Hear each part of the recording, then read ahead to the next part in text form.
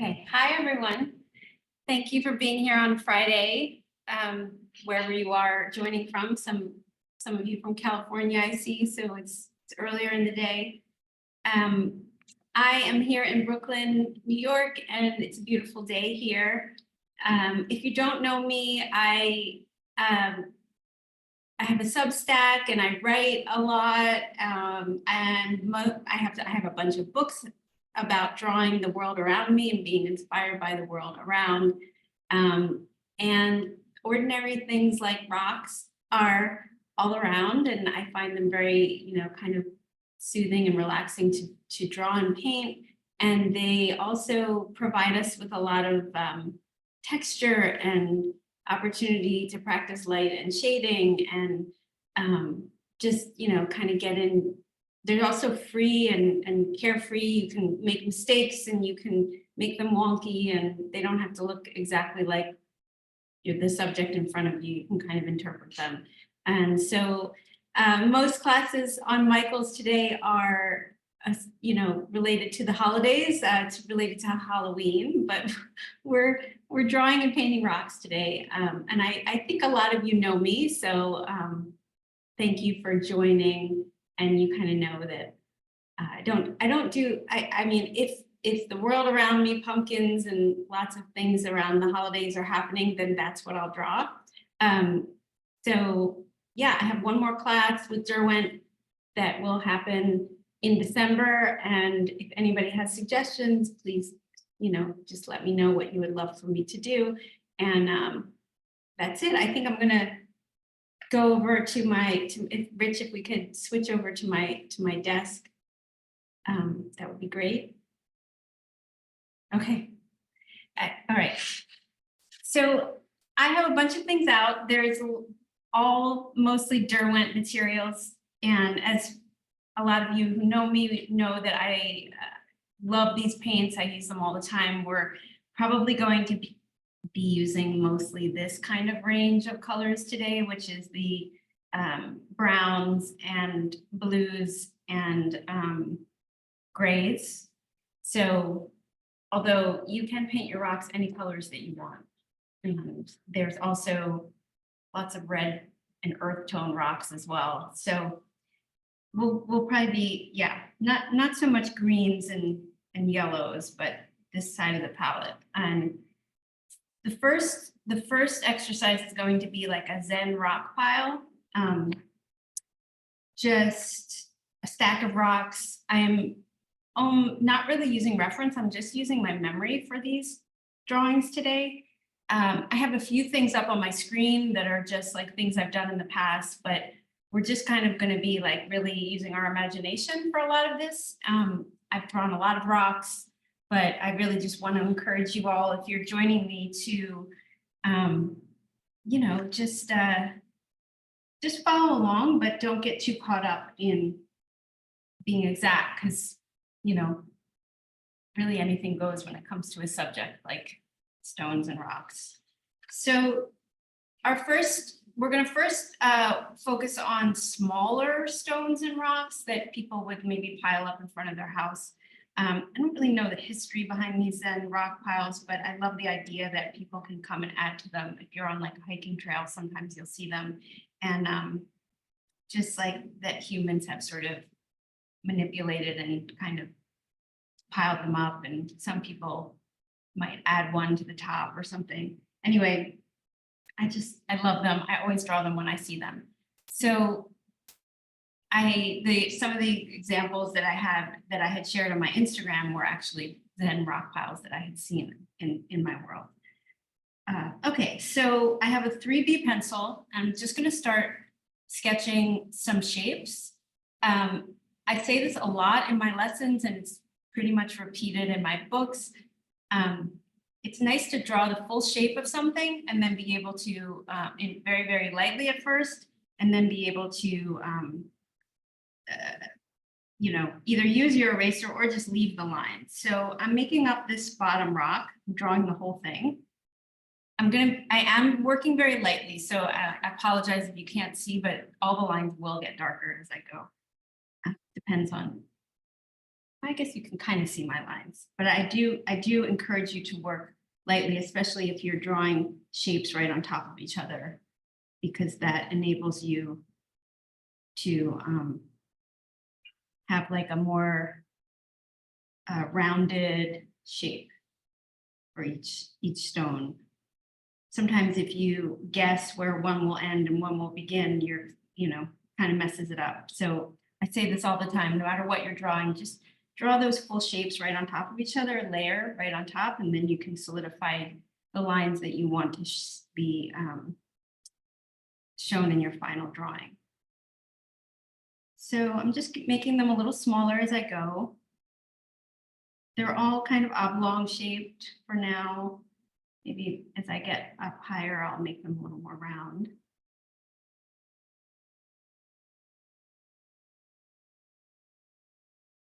And I just want to make sure that it's realistic. They look like they can be balancing on each other.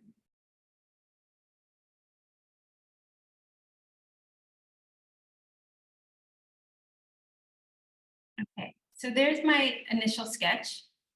And now what I'm going to do is I can do a lot more detail in my pencil if I want to, or you can. I mean, everybody has their own particular method and style of how they want to sort of layer and complete their drawings.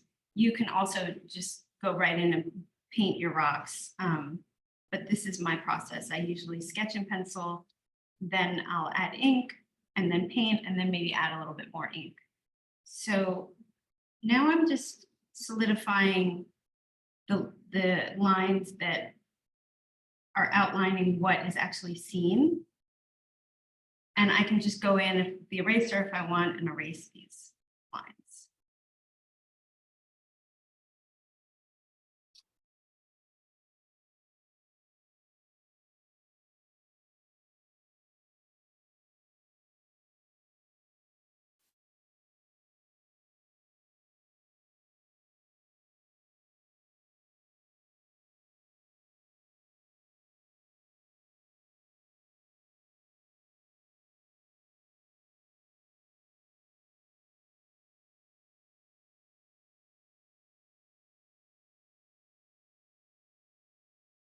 All right, so there's my initial sketch. The lines are a little bit darker, so you can see what I've started. This is, again, totally made up, but I do know from looking at rocks and drawing them so many times previously, I have in my memory some of the shape, cracks, and there's different sort of planes that kind of happen, like little jagged edges, or there'll be like a hard kind of edge that might be like crack made from the rock being cracked at one point. And so I can just sort of play around with where those cracks are. Remember that these are round, so you kind of want, if there's a crack coming, or if they have like a pattern in the formation of the rock, that it follows that kind of shape. So like if this one has stripes going vertically from how I've stacked it, that those lines kind of follow the form. They're not just going straight up and down, but they're like wrapping around the whole rock. So that way I kind of, you can even, I talk about this a lot too, ellipses. So you can even draw them in fully around. So you know that you're following the full form of the shape by going from top to bottom in that same direction. So this one's gonna have some like stripes. And this one here at the bottom might also have some cracks in it. You can play with pressure and play around with where those cracks are. And then the real excitement, and we'll play with this with the paint more, is, how dark the shadows get underneath each stone. And that's how you kind of build that dimension and have them look like they're piled on top of each other. But I'm just kind of playing around with a little bit of texture right now, just kind of making it up a little bit. So that's all I'll do with my pencil for this, because now I'm going to go in with a little bit of ink. I'm using the Derwent line maker pens, but any fine line pen that you use, just if you're going to be using them with paint, make sure that they are fully waterproof. And these are. So I'm going to probably just stick with this 01 and add a little bit of detail to my rocks.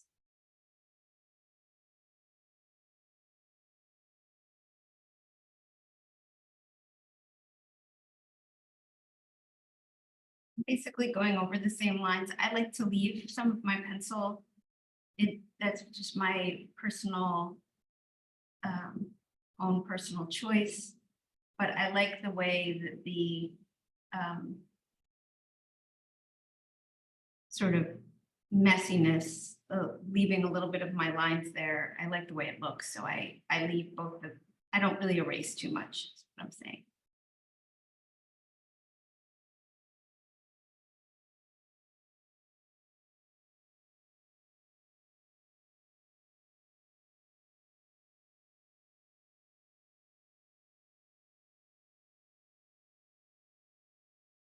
And if I don't follow my lines exactly, that's fine. I'm kind of purposely like making the lines, the edges a little bit jaggedy, just to I mean, some rocks are super, super round and smooth, but most of the time they have a little bit of jaggedness to them.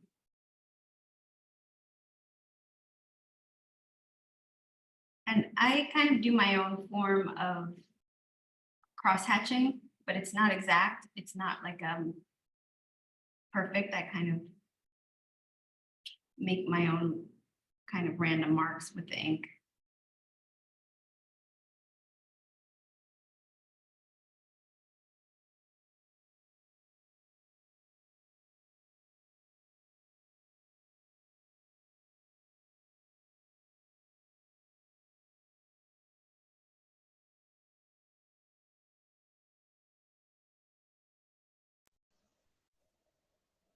Samantha, can you remind us what pen you're using for part of this?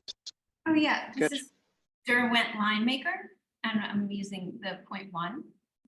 They come in sets. There's 0.1, 0.5, and 0.8.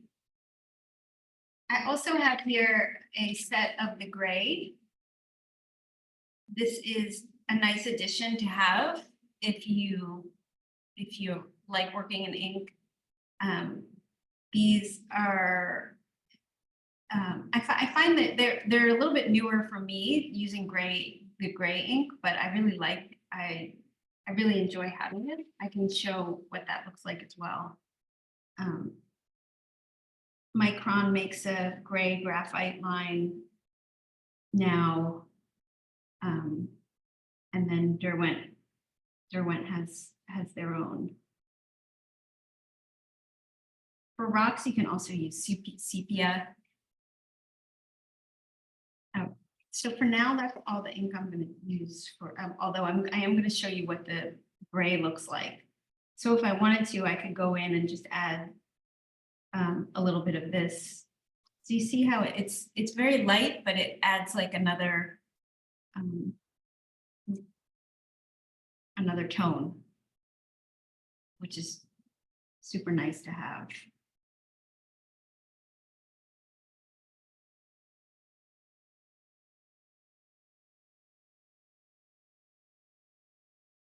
I actually haven't experienced. I'm doing this for the first time with you all. I don't know how this will react to the paint. I might just end up painting right over the gray, but we'll see what happens.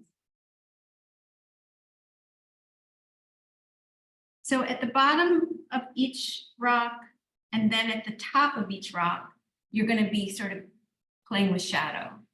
So the rock above will cast a shadow onto the stone below it, and so on. So aside from the very top stone here, which might have a little bit of light shining on it and be brighter at the top, there's going to be darkness on both sides of all these stones. So I can play around with adding paint now and show you how I would layer the paint in order to get those different tones. I like to start with the wide flat brush. This just keeps me loose. And oh, somebody's asking me if I can move my hand. Sure, yeah. This one keeps me loose. It kind of like, I can just add like big, broad strokes of color. And then when I want to get more into the details later on, I work with a smaller brush. So right now I'm just using a little bit of gray and brown. It's just like a muddy color. And I have very, very, very little pigment on the brush. It's mostly water, but I have to work quickly because this paint dries quickly. So I'm just going to be doing one very light layer of paint to cover the whole thing, just like that. And as they change and move up in the pile, I might add a little bit more of the brown, just to, because each stone has its own unique color.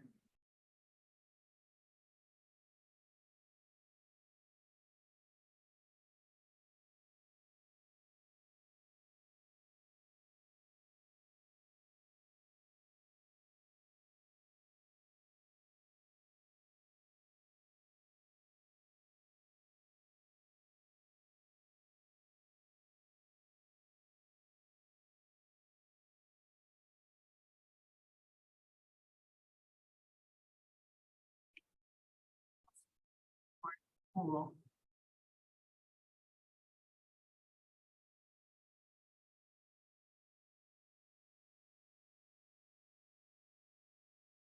So I'm not adding any shading yet. This is just one very light, very, very light layer.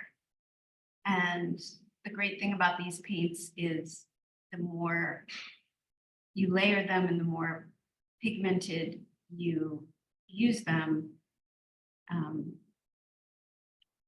the darker they get and the more opaque they get.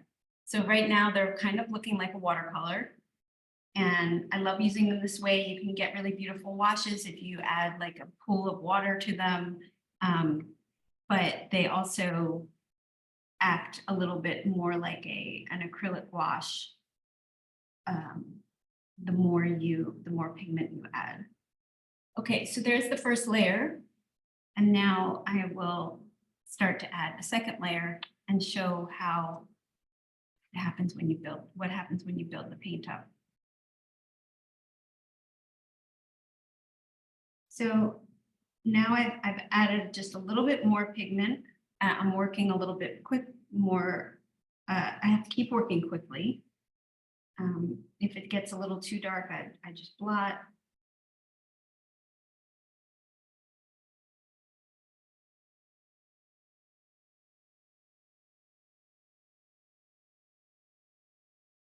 So as you can see, I kind of left a little bit. I was working lightly, but I left a little bit of a highlight there. But in like a divot kind of shape and like a stone-like shape. And that's another reason why this brush is really great for this, for painting rocks, is you can kind of like do these broad strokes, kind of like what would happen to make it look like what would happen on a big stone with lots of divots in it. And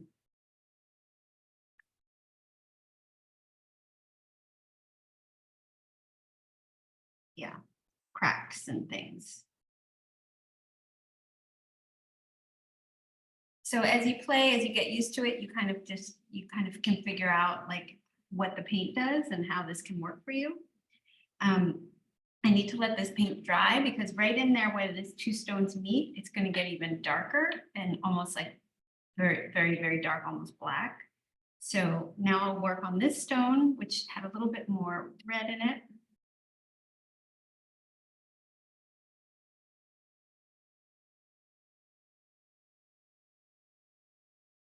So there's going to be a shadow cast on the stone above, and so on the top of this is going to have a shadow from the stone above, and then there's also, as it goes down and meets the stone here, it also gets dark. So you've got, like I said, the darkness on the bottom and the top.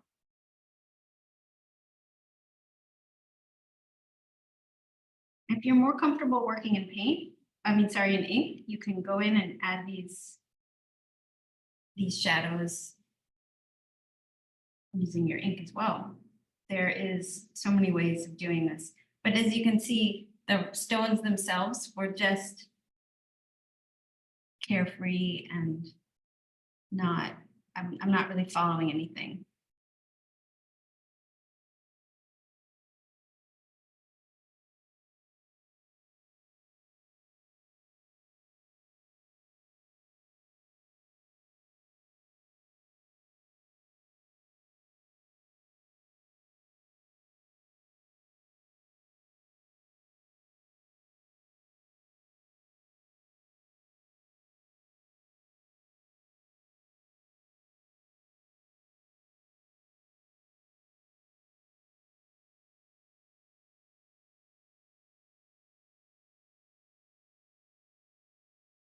Now this one's going to be fun because of those lines that I've added.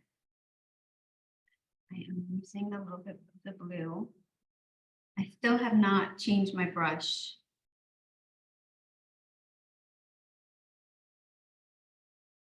I think I will for the next rounds.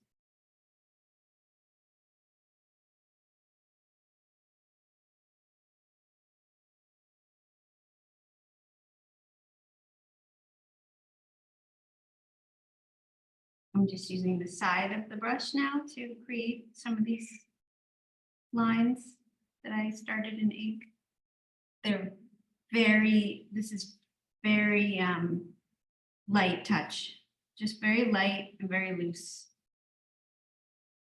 And the great thing is, with these paints, because they dry so fast, if I do a little bit of a line, make a few little lines, I can then go right back over it, and they'll very subtly still be there, which actually really helps because these lines on this stone are meant to be subtle.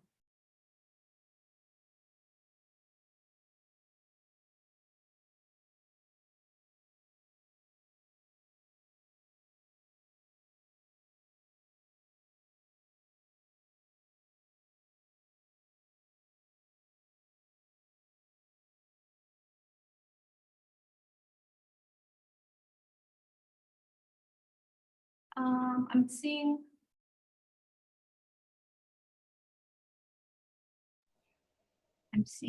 a We question. do have someone asking, what kind of paper are you using? I forgot to mention that. So I'm using the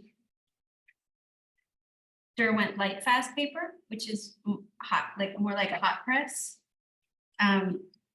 So they make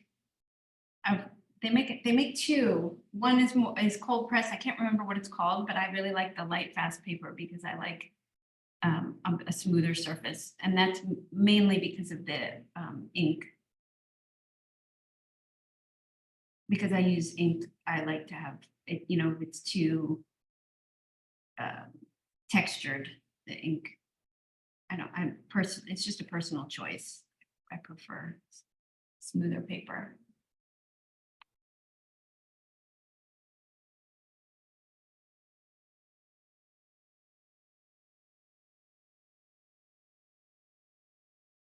Okay, so now I've let this dry enough. I'm going to use a smaller brush. This is one of the medium size water brushes. And now I'm going to go in and add some of those really dark darks. And this takes a little bit of practice, but where the stones meet each other, there's a lot of darkness. So you can blend it out, but you want to really get the dark. The same thing's gonna happen when it hits the bottom. I've got these just floating in space. So, you know, the next painting I'm gonna do, which I have to move on to pretty soon, is gonna be larger, like boulders in a landscape. So, and it's mostly gonna be a similar technique, except that those larger stones are gonna have more divots and cracks and nooks and crannies in them.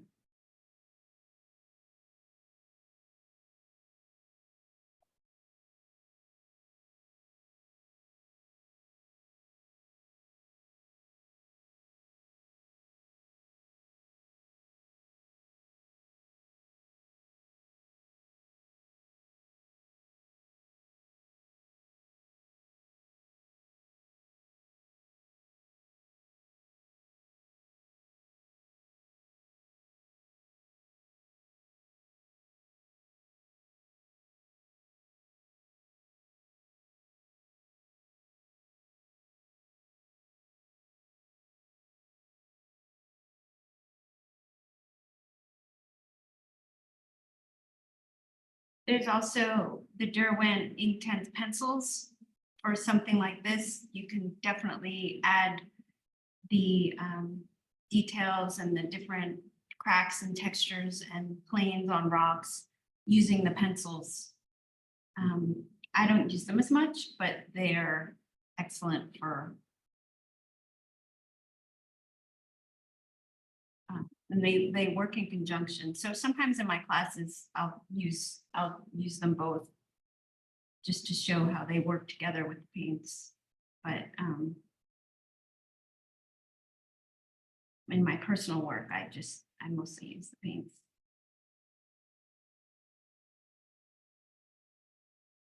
Okay, does anyone have any questions about any of this so far? There are not many questions, Rich, right? Not coming through. No, not right at this time. I'm answering a few here about the supplies. Okay. This one looks like it's, how's that one balancing? But I would kind of like that.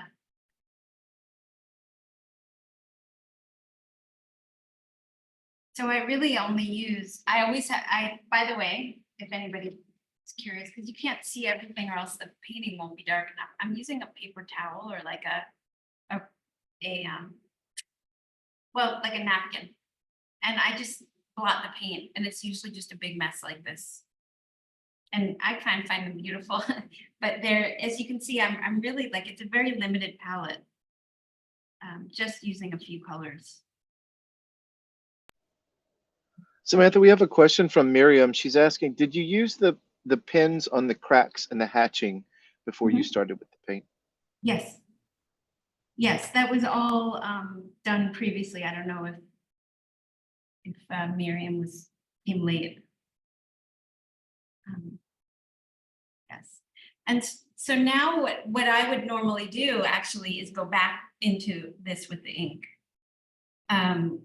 Because then I can add some more details with the ink. I can even get like really blacks at where the stones meet each other. My paint is a little wet still, but I can still get in there and show you. I can lift that up. And then it's kind of nice to layer the ink with the paint, go back and forth even. I do this often. So that way the shadow that's cast on below, I can get even darker. Sometimes the paint, I mean, it's a style choice, but sometimes I just like the way,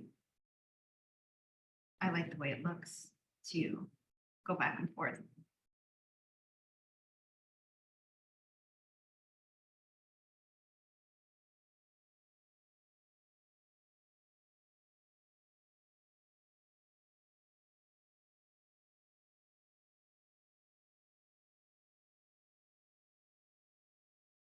Someone's asking if they know what they mean. I said that in the beginning too. I feel like I've looked it up. I don't know if there's a more of a meaning behind them, but I think that it's like this, like sort of human thing where people come across and appreciate the moment and know that somebody had piled them up previously, and then maybe even add 1 or 2 stones to the pile too. I don't know. I find that the whole idea very soothing.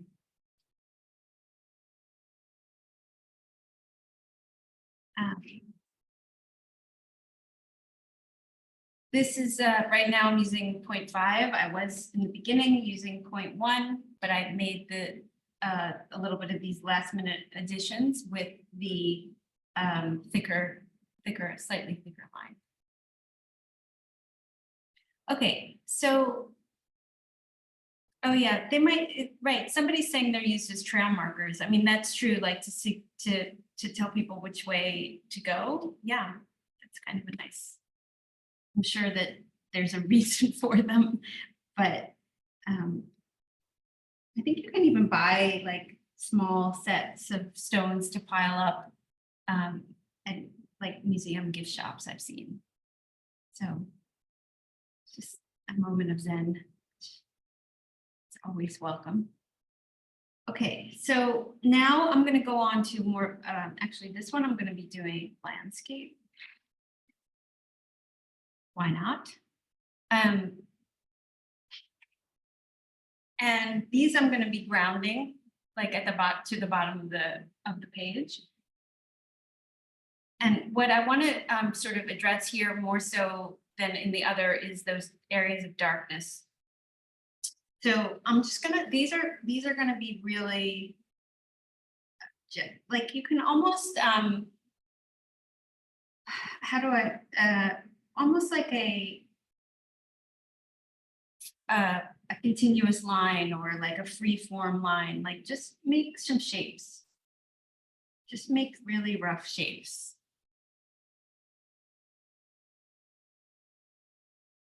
And they're kind of big ones and small ones. There's some that are behind. And then maybe this one has like dimension, like a side to it. This is just the very beginning stages, so just bear with me, make some shapes yourself.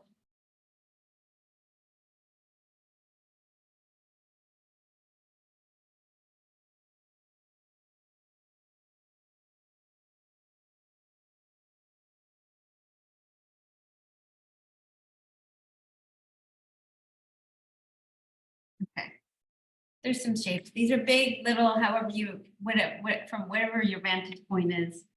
I'm seeing them as like kind of big boulder kind of shapes. So big, like you're climbing, I think a human is climbing on top of them. Big boulders, big rocks. I'm kind of doing the same thing that I did with the rock pile. I'm just adding like different facets. You don't have to go into too much detail with the pencil, but I always kind of like to because I just always like the way it looks.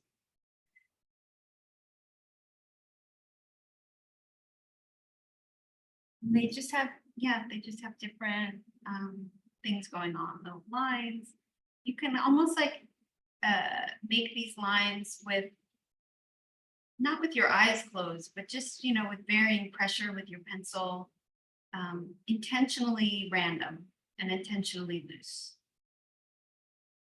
Big lines, not little choppy lines, but big lines.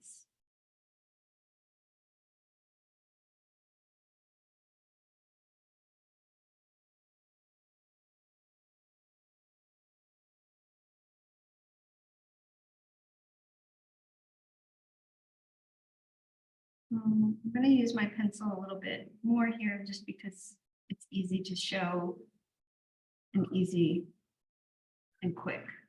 The pen always takes me a little bit longer.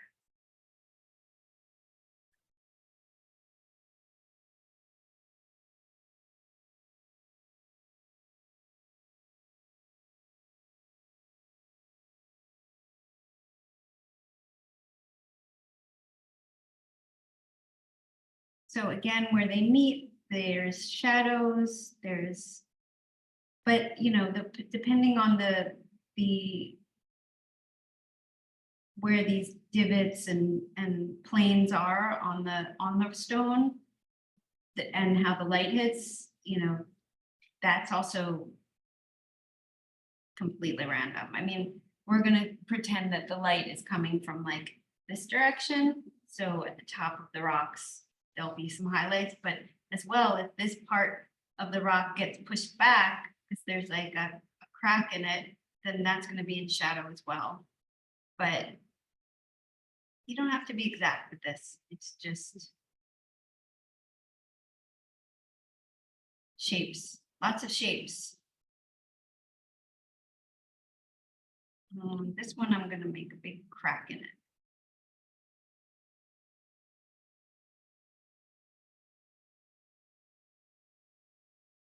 Okay, so this is the first sketch.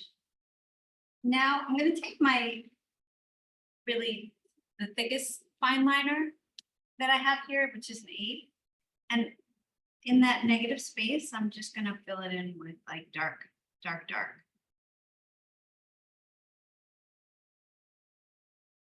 Maybe there's stones behind there. But you can't see them. They're just in shadow.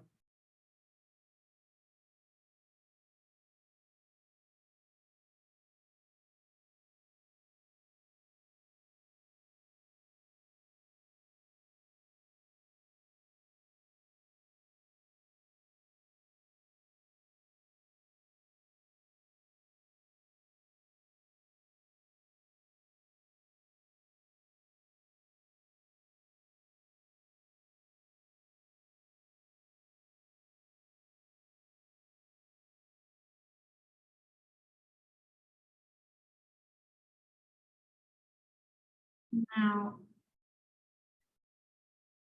there's also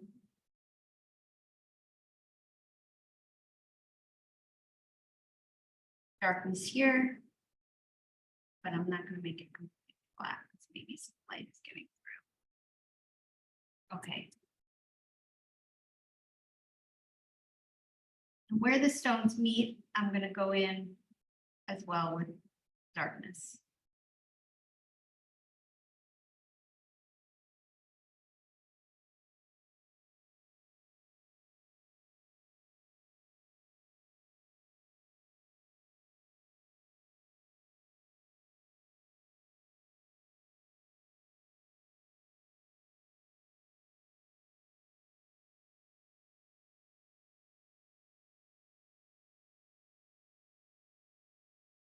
Yeah, I am using memory. This is all just shapes. I'm just doing shapes with cracks and divots in them right now, piled on top of each other. The other thing I wanted to show, okay, let's say that there is, you're looking and maybe this is the horizon and you've got these stones like kind of right in front of you. And maybe there's some land in the distance. And maybe some water. I'm just doing this again from memory. And maybe like in the next to these stones are some big blades of grass.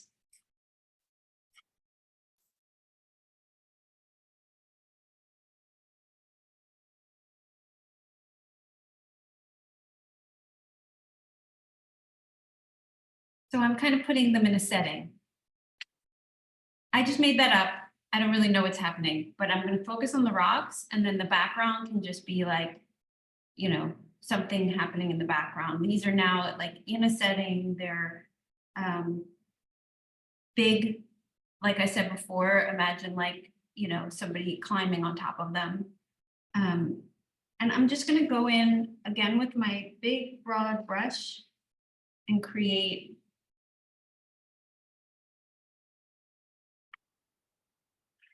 tone for them.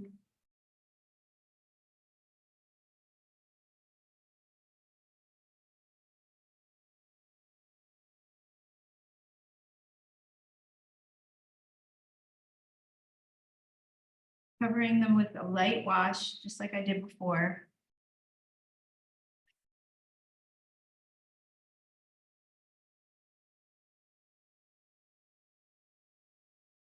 Some of them are gonna be a little bit warmer and others will be a little cooler. Warmer meaning this has some like reddish brown kind of undertones, but they're just like a wash of gray. And then others will be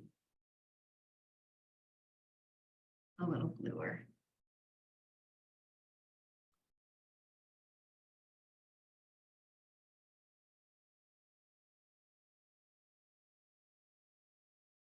I'm going right over my pencil lines, but I can kind of see them a little bit. So there's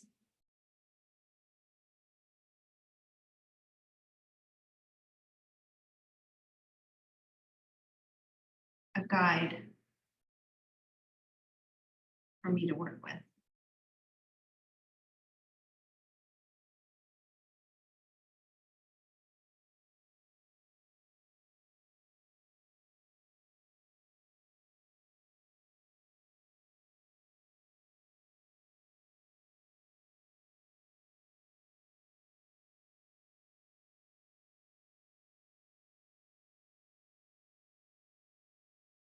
Now these big planes of color, I'll paint the last one in a second.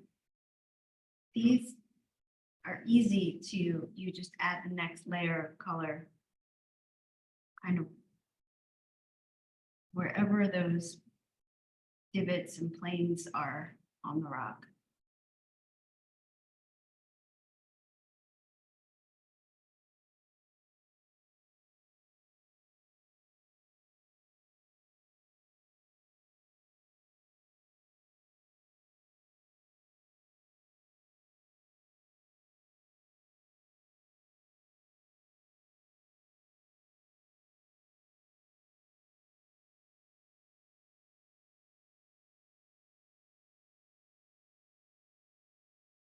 Okay, so adding more color.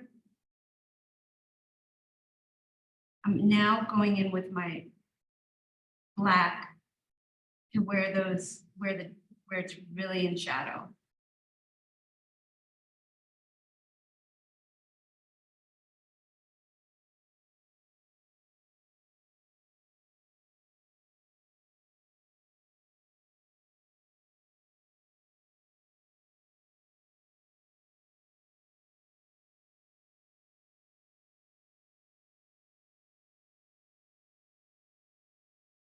And you want to leave a little bit of highlight. All the rules of light and shading will be at play here. I mean, if there's light coming from here, then there will be some highlights on these rocks. And sometimes if I add enough layers, will probably take a little bit too long right now. The palette comes with a white, which is really nice to accentuate some of the, you have to kind of work it. I find it's not super opaque, but if you wanted to add a little bit of light, it is doable. You just have to, again, like I said, you have to get more pigment down.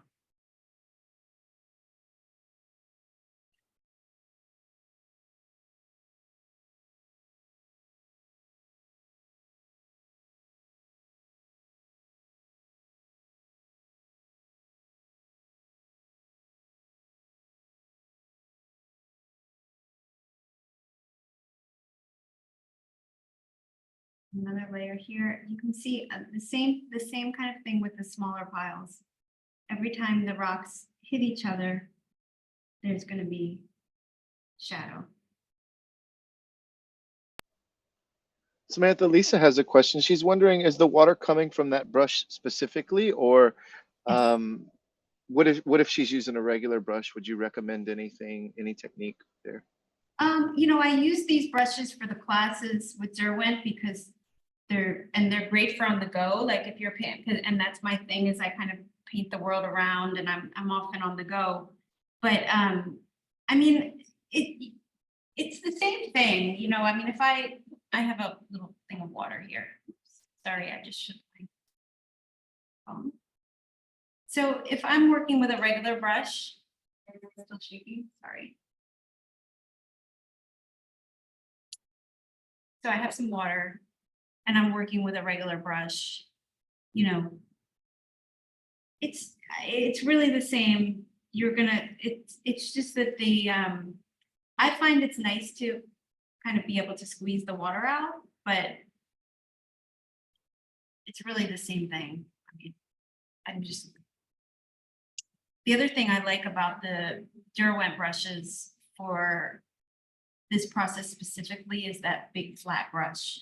This one specifically, I love this. It keeps me really loose, and it breaks things down like into bigger kind of shapes, which I always like to do in the beginning.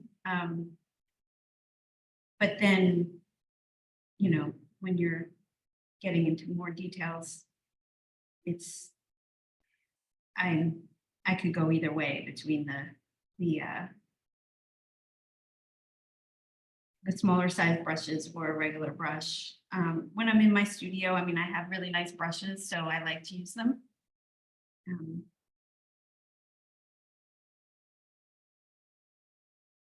I don't know if that helps, but I hope it helped a little. It does come from the brush. You push a button and it kind of squeezes out. And then, so this, now it's a good time, actually. So these do dry really, really quickly, but I find that you still have to kind of wait, because like something funny is happening here. It looks like, doesn't look like a crack. It looks like it's curved, or like it looks like a, I don't know. I've got to just go in there with more detail. This is still like a very much like a couple of base layers. But if I were to go over all this with another light wash, everything that I was down there would be there. I'm not going to move it with these paints. It might move a little bit, but it's not going to be like watercolor, where like if you went over it, you just like make everything really muddy. And that's one of my favorite things about these paints. But you still have to kind of wait for them to dry. So like overall, that makes sense. They do dry fast, but not like completely. Okay, so for now, I'm just going to do these blades of grass just to wait it out a little bit. We only have like 10 minutes, so I'm hoping I can get further with this, but I'm just going to add some of those blades of grass here just as I'm waiting.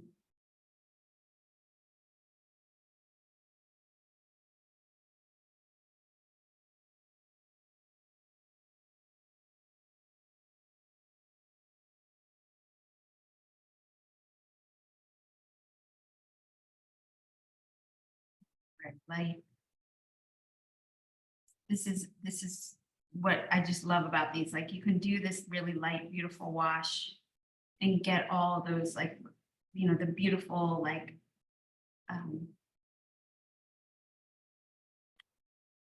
patterns in the water and the paint that watercolor gives you when you're working like with wet on wet, and get those like pools of unpredictable patterns. You can get all of that with these paints, but then you can also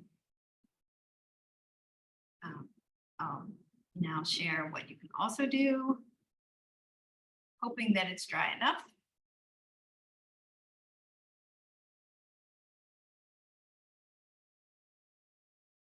You can also work like really, really dark, which I just love.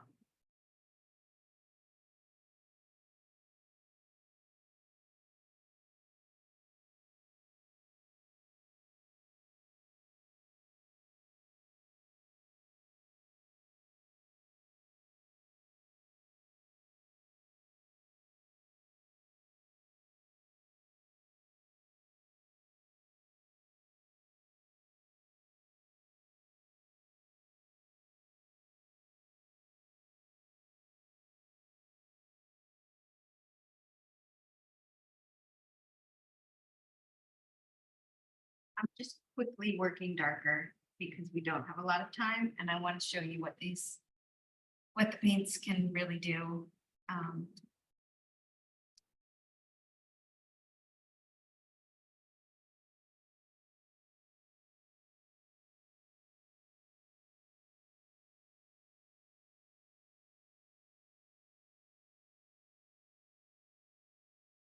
And if I work quickly and leave some highlights, you'll be able to see what I mean about the highlights. So it's just.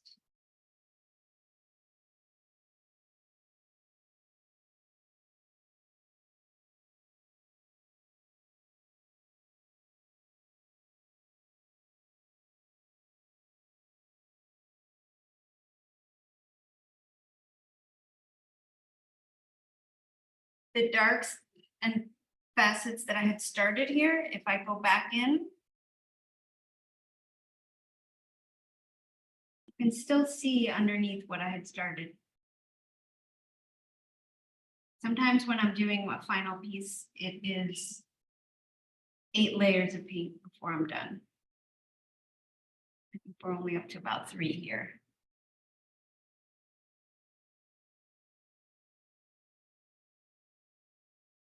Ton of time to.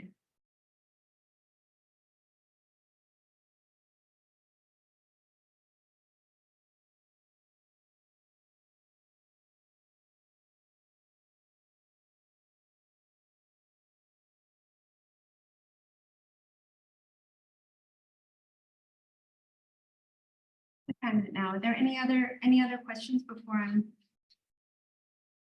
Oh, here's a good example. My paint just splattered. I don't know when that happened. You probably all saw it, but I don't know when it happened. But so there was some paint splatters here. And this is what I mean, like they won't really go away now that they're there. See? Which is fine. I mean, I make messes with my work all the time. It's I kind of welcome it. But it's great, and you know, you just have to get used to it.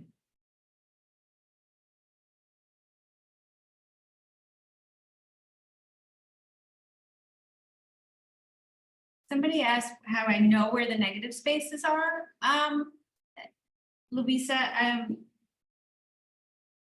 you know, I made this up, so I just know that if you can see certain stones, then going back into space, there's going to be like darkness and blackness. So, I mean, this doesn't come from nowhere because I prepared for this class and I was looking at a few things, but I did make this up. There is just like, it's a little bit random. I mean, I knew there was going to be a little brock between these two, and then that, and then whatever is behind that, we wouldn't be able to see.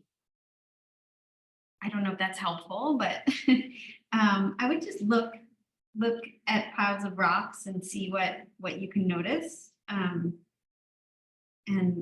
you'll probably see what I mean. There's usually like, just like it goes into darkness, it goes into black. So when I call it negative space, it's that there actually is something there behind.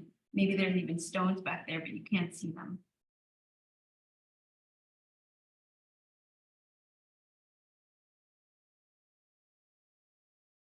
So I'm leaving a little bit of highlight, but there's mostly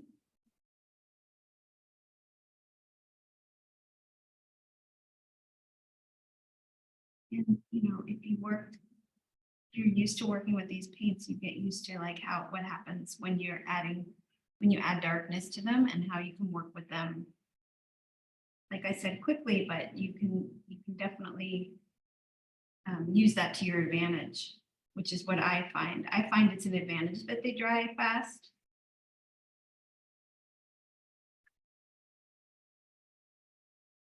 So I'm leaving like a little bit of dark, a little bit of highlights here just to show like cracks in it. Here's a good example of how I can use the white. We only have like 5 minutes. Any more questions before I rush through trying to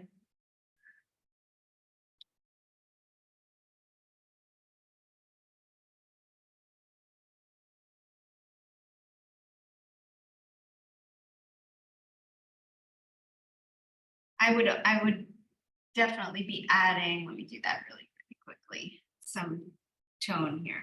Let's see. I'll make it like a little marshy. Using some of the yellow ochre and a green.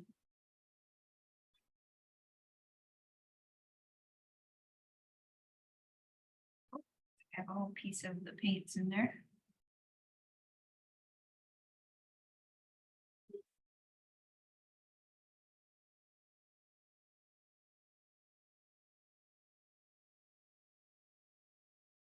Go right over those blades of grass.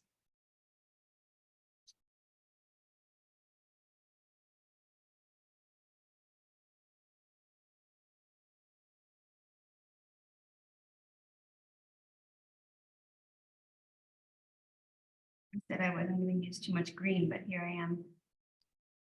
Not for the rocks, though.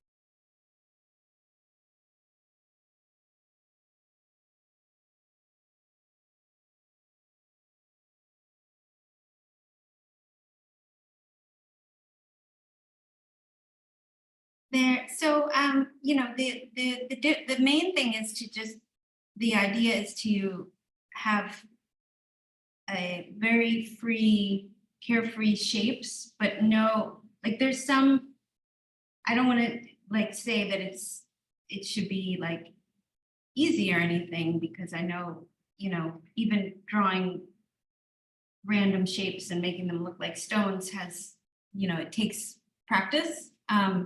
But there's really no,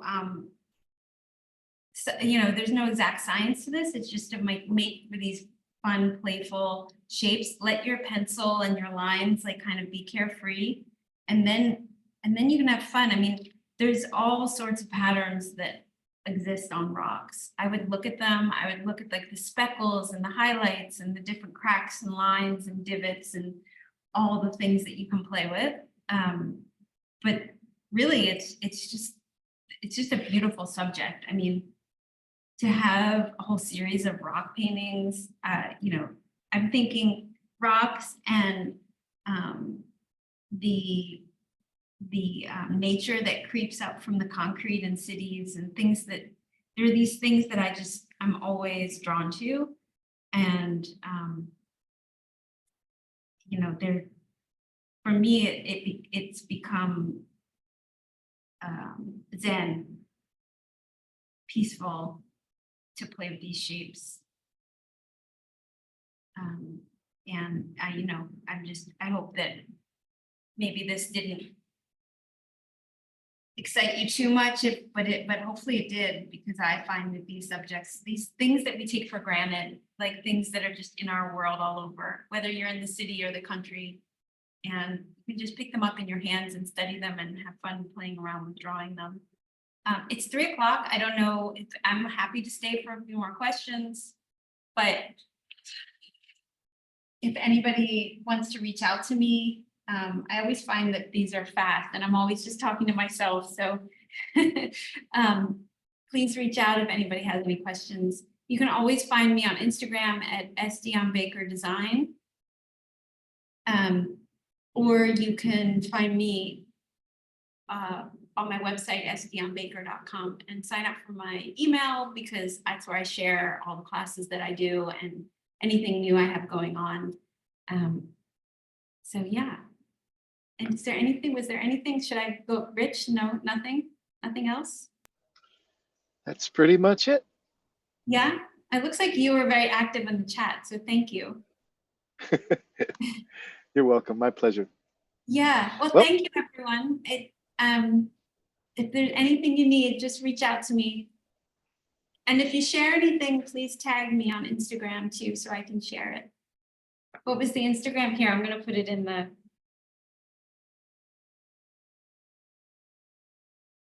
That's my handle. I was a graphic designer And then Instagram verified me years ago, so I'm not able to change it. So it's a little odd that it's got design in there, but I actually paint mostly. Thank you, everyone. Thank you so much for being here. Bye.